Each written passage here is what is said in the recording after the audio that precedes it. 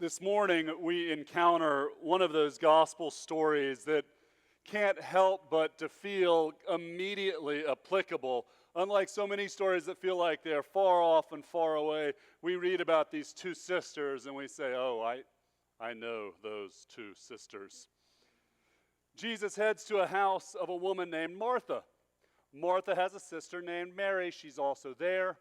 Mary proceeds to sit at the feet of Jesus, listening to him intently, while Martha busies herself with the work of hospitality. As time together progresses, Martha complains to Jesus, Mary is not helping. Jesus corrects Martha, calling her distracted, and he commends Mary, saying she has chosen the better part. This story captures our imagination so quickly because, again, we understand this dichotomy. Most likely in your marriage, in your workplace, your friend group, with your own siblings, perhaps amongst your children, we can pretty quickly pick out the Marthas and the Marys. In each pairing, if Jesus were to show up, one person would think, it's Jesus. We've got to be good hosts. Time to clean, time to cook, time to dress.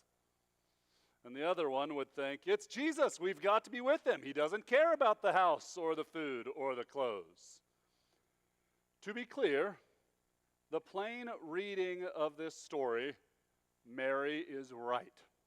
She chooses the better part. So speaking as a lifelong Martha, for all of you Marys out there, congratulations. Today is your day. And I'm sure the Sunday chores will just magically get themselves done. It's great.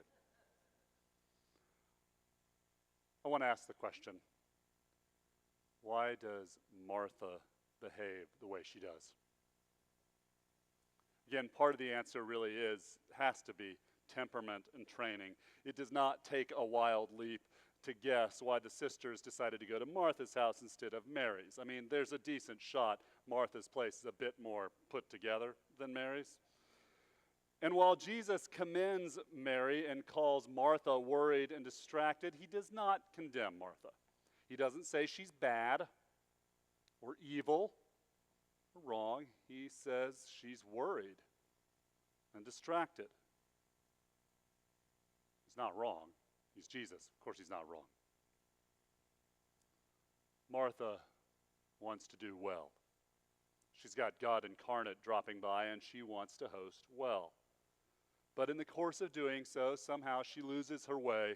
She becomes worried and distracted. Another word, a more contemporary word for what Martha is feeling, Martha begins to feel anxious. What if this doesn't go well? What if this is Martha's only moment to host Jesus? What if he leaves her house hungry? What if he thinks she's incompetent or dumb? What if he feels disrespected? What if others who are there think that Martha doesn't know how important this is? What if she's embarrassed? What if?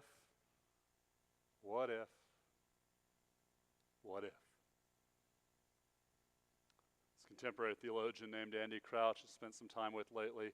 Crouch says the definition of anxiety is assuming Jesus will not be as faithful in the future as he has been in the past. Anxiety is assuming Jesus will not be as faithful in the future as he has been in the past.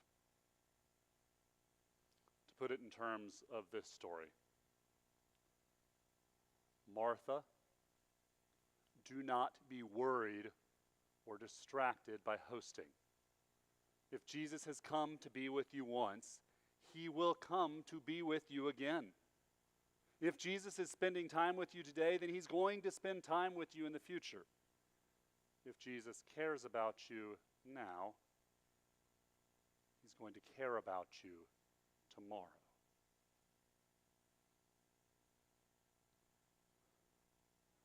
I wonder if the same message ought not be given to Mary. Mary has definitely chosen the better part. And yet, does Mary need to hear that Jesus is going to be just as faithful to her tomorrow as he is right in that moment and as he was before? Does Mary need to be reminded that Jesus is not going anywhere? She could step out for a moment and help her sister. Jesus would still be there.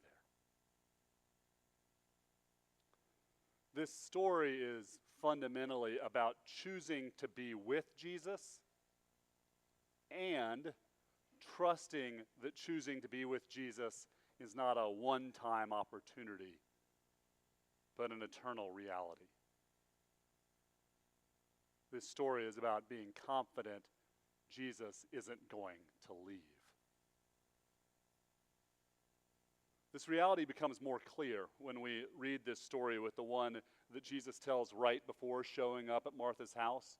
Just before this story of Mary and Martha, there's literally no break in the text. If you read a contemporary Bible, there are headings and chapter numbers, but if you're reading the old version, it just goes right from the parable of the Good Samaritan into Mary and Martha. You know that story. Man is traveling, gets beaten up by robbers. The priest sees the broken man on the side of the road, passes by on the other side. Levite does the same thing. Then a Samaritan stops and helps. But he doesn't just help. The Samaritan puts the broken man on his own donkey. He walks with the man. The Samaritan stays with the man until he can turn him over to someone else who will stay with him. The Samaritan, who is the Jesus figure in this story, is with the broken man. He doesn't leave him. He doesn't even just fix him and leave him. He's with him. Likewise, Jesus is with Mary and Martha, and he's never going to leave them. The same is true for us.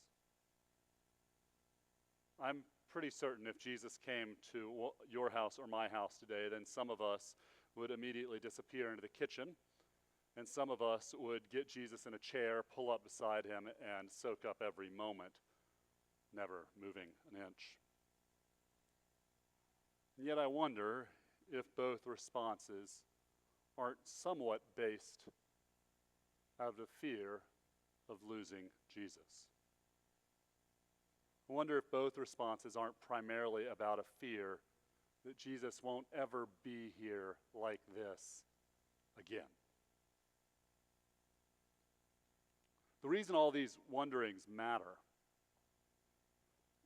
Jesus is unlikely to show up at your house physically this afternoon, but there are times in our lives where we are keenly aware of his presence. These wonderful moments of being confident that God is with us, being able to almost see and feel and touch his love and his care become so obvious. These moments are incredible divine gifts. And yet we often talk about them as if they're far away and in the past. But Luke wants us to hear this morning, Jesus is present right now. He's just as present now as he was the last time you felt him right up along your side. He is just as present tomorrow as he is today. Jesus is not leaving. Mary chose the better part because she chose to be with him. The good news for both Mary and Martha, the good news for you and for me, Jesus has already chosen to be with us. And his choice is unchangeable and eternal. We need not fear what happens when it feels like Jesus leaves. We need not fear what happens when we are unaware of his presence. We need not fear when times are good or when they are bad, because Jesus has already made his choice. He has come into your life and into mine. He has come into your home and into mine, and he's not going to leave.